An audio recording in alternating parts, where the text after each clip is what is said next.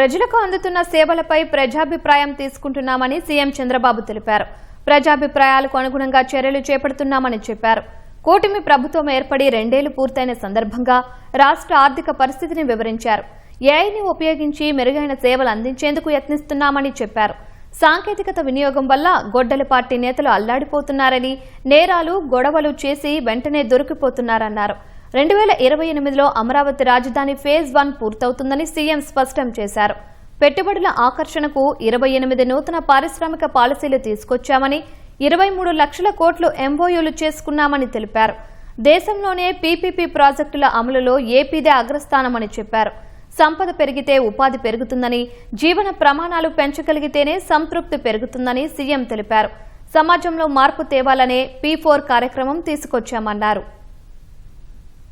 PPP public private partnership. నేను first time వచ్చినప్పుడు power sector reforms తీసుకొచ్చాను. నేను ఆ రోజు జేగురుపాడు పవర్ ఇచ్చాను, జీవీకే చేశారు.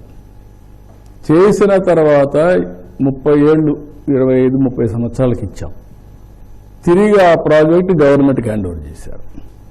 దీనివల్ల ఈరోజు రోడ్లు వచ్చాయి, పవర్ ప్రాజెక్టులు వచ్చాయి, ఎయిర్పోర్ట్లు వచ్చాయి, పోర్ట్లు వచ్చాయి. దీనివల్ల సంపద పెరిగింది, ఉపాధి పెరిగింది, ఆదాయాలు పెరిగాయి, కన్వీనియన్స్ పెరిగింది. ఇదే పీపీపీ మోడల్లో గోల్డెన్ క్వాడ్రిలేటరల్ రోడ్లో మొదటి బిట్టు తడాటు నెల్లూరు. అక్కడి నుంచి అన్స్టాపబుల్. టుడే అవర్ రోడ్స్, మీరందరూ ట్రావెల్ చేస్తున్నారు, బెనిఫిట్ అయ్యారు, మీరు మాట్లాడరు. That is the biggest challenge in this country.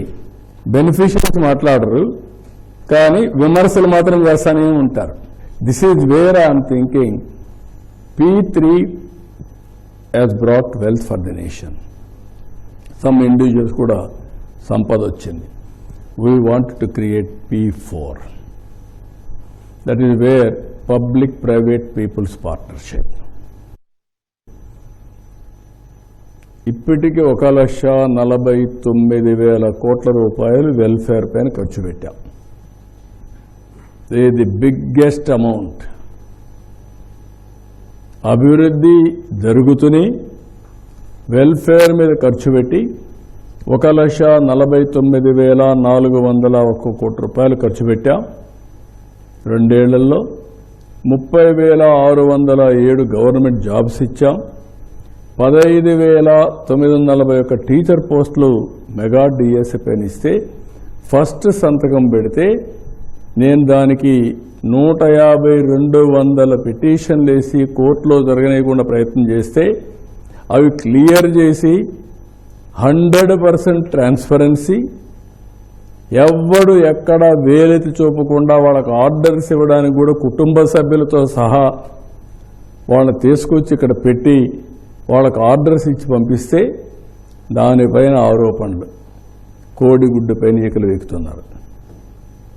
ఏమనాల వాళ్ళు నాకు అర్థం కావడం, ఎలాంటి మనుషులో కూడా అర్థం చేసుకోలేకపోతున్నాం.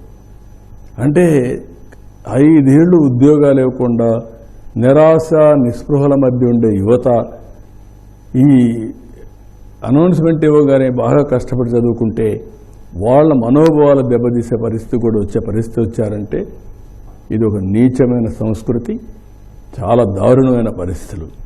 ఇక్కడికి వచ్చినప్పుడు 5,757 కానిస్టేబుల్స్ పోస్టులు ఇచ్చాం. మొత్తం అవుట్సోర్సింగ్ పోస్టులన్నీ కూడా ఇచ్చేసాం. మొత్తం మీరు చూస్తే ఎన్టీఆర్ భరోసా 68,296 కోట్లు ఇచ్చాం. 4,000, 6,000, 10,000, 15,000 ఇచ్చే ఏకైక ప్రభుత్వం భారతదేశంలో ఆంధ్రప్రదేశ్ ప్రభుత్వం. That is the human angle.